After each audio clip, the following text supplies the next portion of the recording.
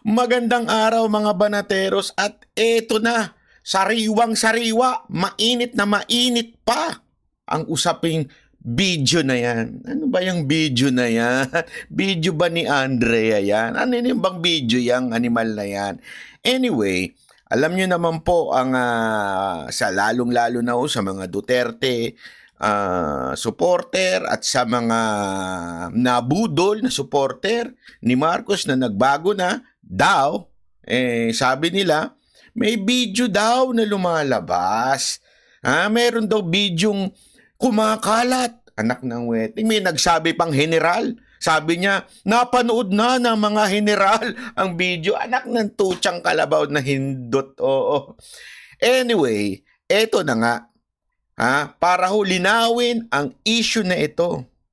Hindi na po ako ang magsasalita kung hindi si Pangulong Duterte na. Kung saan napakahalaga ng kanyang input dahil ho kung tatandaan natin, siya po ay former president. Ibig sabihin po nun, hawak niya ang lahat ng intelligence sa gobyernong ito sa 6 na taon. Ngayon, pakinggan po natin ang tanong ng isang media personality kay Pangulong Duterte patungkol po sa video na yan. Pakinggan natin ang sagot ni Pangulong Duterte at ipapaliwanag ko sa inyo kung bakit ganyan ang sagot ni Pangulong Duterte. Kaya panoorin muna natin. Yan.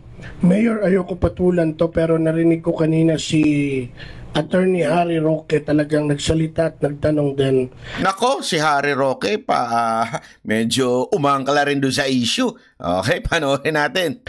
Hindi po. Vlogger Maharlika. Nako po!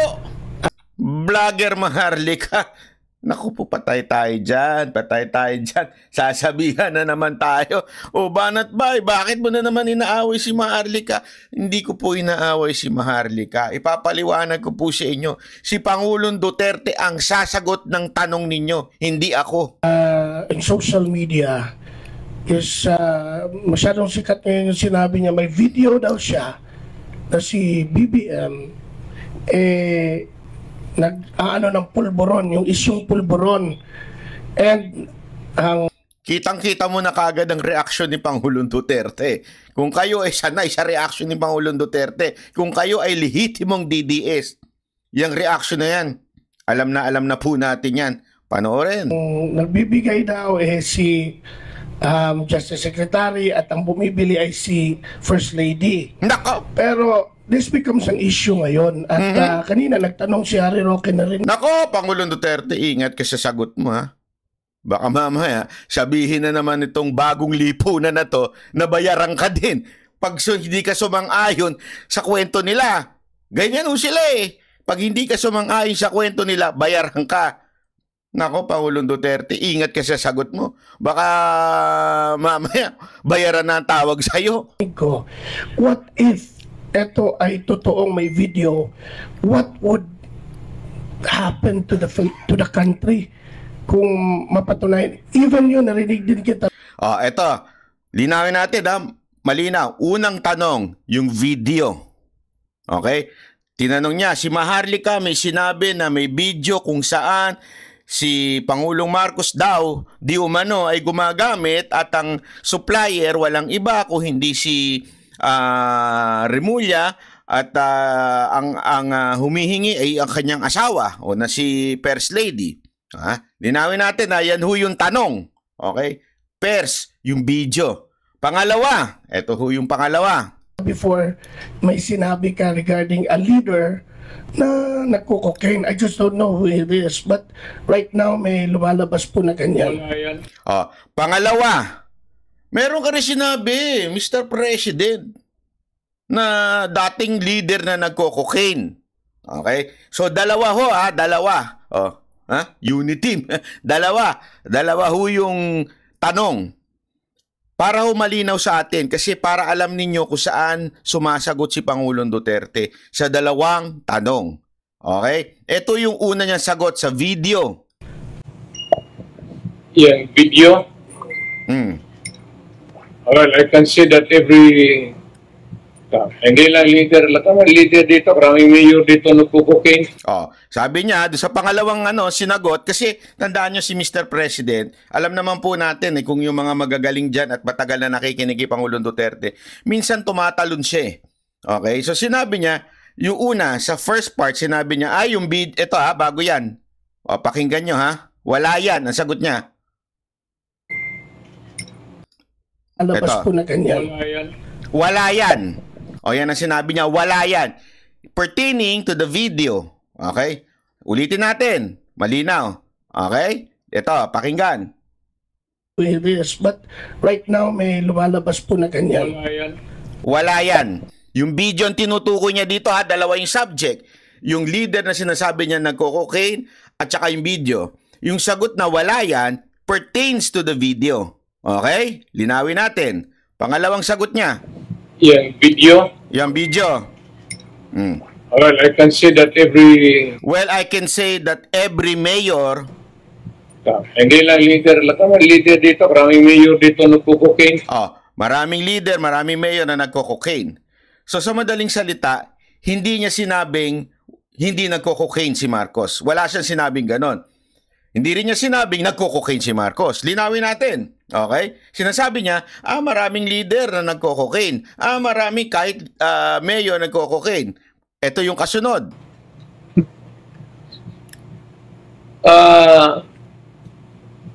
There's no such thing. There is no such thing. Patay tayo dyan, Mr. President. Yari ka ngayon kay Bagong Lipunan at kay Maharlika. Baka mamaya paratangan kang bayaran ka ni Ma'am Shi. Nako po, patay tayo dyan kami hindi kami sumakay sa kwento. Kaming banateros. Ano sabi? Bayaran kami. Hindi kami bumabanat at hindi namin kinakarga yung mga expose nila. Ano sa amin? Sabi nila, bayaran kami. Si Bagong Lipunan na hindi ho si Maharlika. Si Bagong Lipunan at saka yung mga tatanga-tanga niya pong followers. Yun ang sabi, bayaran daw kami. Naku, Mr. President, paano yan? Hindi kayo sumakay sa kwento ni Bagong Lipunan na may video. Patay tayo dyan. Ibig sabihin, bayaran ka din, Mr. President. Kasi kung nandyan pa yan, matagal nang lumabas yan. Yan ang sinasabi ko Kung nandyan pa yan, matagal nang lumabas yan. Alam mo, ganito lang yan. Nag-live ako kaganina habang nandyan tayo sa may Sapporo, umiinom-inom ng konti. Nag-live tayo dyan. Sabi ko, anak na lintik na video na yan, ayaw pang ilabas. Alam nyo kung bakit? Kung talagang may video, wala nang drama-drama. Kasi sabi ng iba, tatimingan yan. Anong tatimingan? This is a serious matter. If there is such thing as video ng presidenteng nagko-cocaine, if there is such thing as na bidyong ganyan, napaka-importante niyan sa ating bayan. Tapos bibitinin mo, tapos dadrama-drama pa. Pasensya na, pero lalong-lalo na si Bagong Lipunan, kini-clickbait niya pa, ito ang teaser sa video. May ganun pa siya, teaser sa video. Akala mo naman, yung pinakita niya, yung content niya, talagang yun yung talagang video. Hindi Yung pinakita niyang video, ay yung mga video na ni-expose na ni Jojo de Guzman. Sa madaling salita, nagre-recycle siya. Yan ang sinasabi kong tanso. Sa madaling salita, ampaw. Maliit ang utak, walang laman. Yan ang ibig kong sabihin ng tanso. Hindi yung tanso ka dahil lang ikaw ay follower ni Marcos, hindi lang yun. Marami yung dating follower ni Marcos, dating loyalista, na ngayon antay na pero tanso pa rin. Isa na si Bagong Lipunan dyan. Bakit kanyo? Walang laman ng utak, walang laman ng content kung hindi puro invento, fake news, clickbait. Yan po yung sinasabi natin.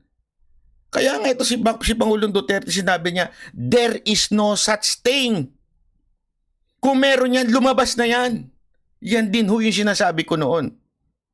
Yan ang unang point natin dito. Pangalawang point nito, maaaring hindi na alam ni Pangulong Duterte.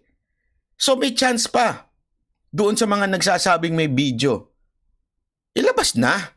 Kasi ang tagal ang daming hanas. Diba? Bakit hindi pa ilabas? Dahil ito importanteng malaman ng taong bayan. Huwag nang puro drama. Kasi kahit si Pangulong Duterte, sinasabi niya na, there's no such thing. Kung meron niya, lumabas na yan. Tama, mali. Ako nagsabi, hindi ho. Si Pangulong Duterte. Wala yan. Okay? Kailangan pa bang ulit-ulitin yan? Wala yan. O i-rewind natin, buo. Para makita nyo yung konteksto ng kanyang sagot. Hindi po ako magsasalita all throughout until matapos siya. Panoorin. Narinig ko, what if ito ay totoong may video? What would happen to the country kung mapatunayan? Even yun, narinig din kita before, may sinabi ka regarding a leader na nagko-cocaine. I just don't know who it is. But right now, may lumalabas po na ganyan. Wala yan. Yung video. Well, I can see that every hindi lang leader. Lahat ng leader dito, maraming mayor dito nagko-cocaine.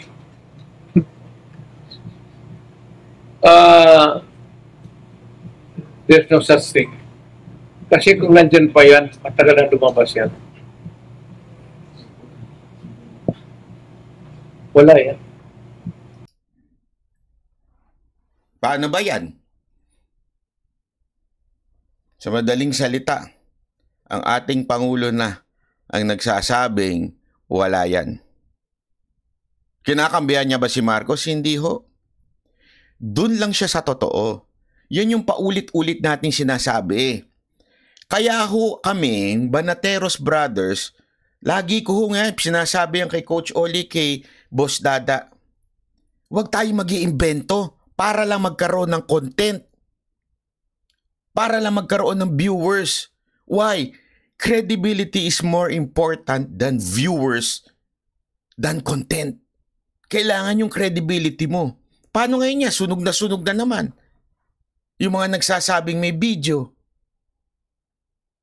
So don't tell me, ako ang may kasalanan nito. Don't tell me, binayaran ako para sabihin ito. Si Pangulong Duterte na nagsabi. Doon tayo sa totoo, mga kapatid, mga kababayan. Pare-pareho tayo ng nais mangyari. Pare-pareho tayong lumalaban para sa tunay na nakaayusan sa ating bayan. Pero wag ho tayong papasok sa fake news.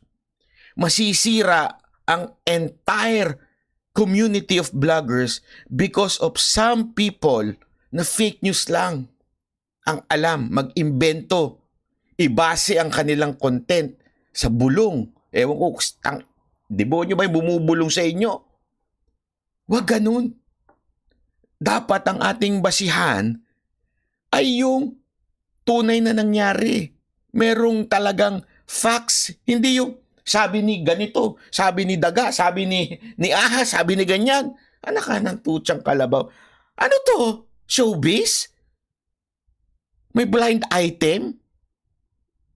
Magpakatotoo tayo, mga kababayan. Huwag natin linlangin ang ating kababayan para sa sarili nating interes, para sa content, para sa views. Doon tayo sa totoo. Kasi naniniwala ako, panigan mo ang katotohanan and the truth will set us free. Diba? Pangawakan natin ang katotohanan. Kung talagang ang katotohanan ay eto, hawakan mo yan, darating ang panahon, tutulungan ka ng Diyos para ma-fulfill yung nais mo kasi katotohanan ang hinawakan mo. Hindi yung mag-iimbento ka kasi gusto mong may mangyari. Nag-iimbento ka dahil gusto mo makagante, gusto mo Hindi ganun ang tamang paraan. Pagpasensya nyo na ho.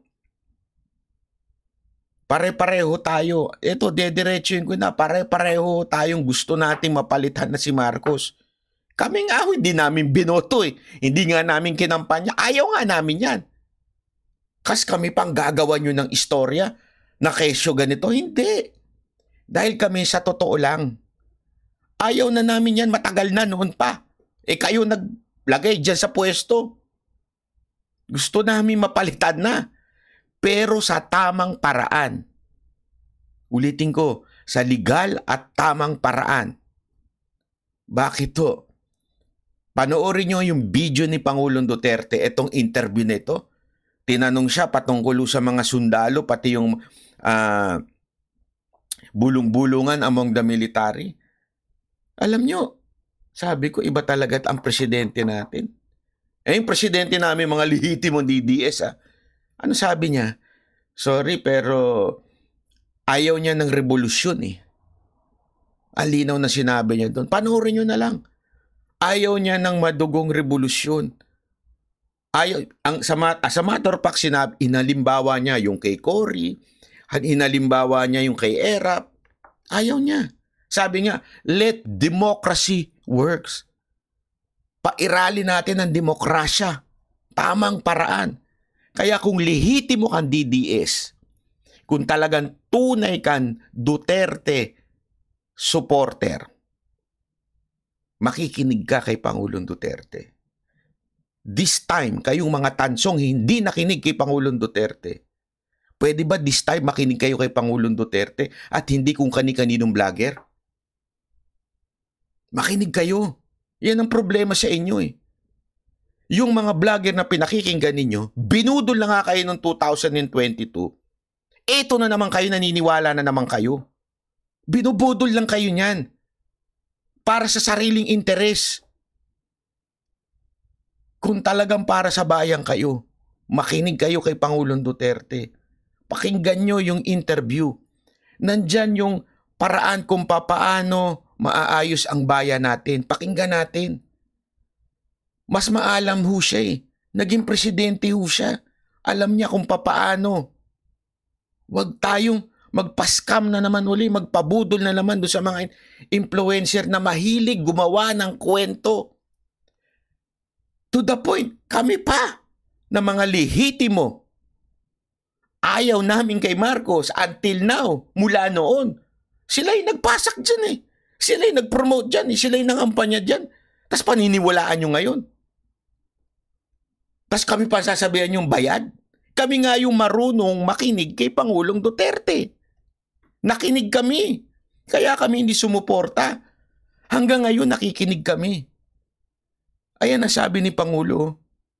Wala yan. Kulang na lang sabihin niya. Yung mga nagpapalabas niyan, fake news yan.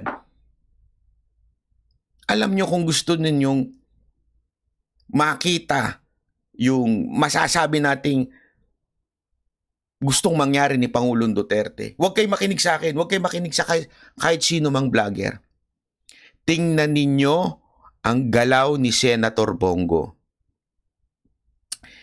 Until now, mula noon, si Senator Bongo ang talagang nakatabi kay Pangulong Duterte.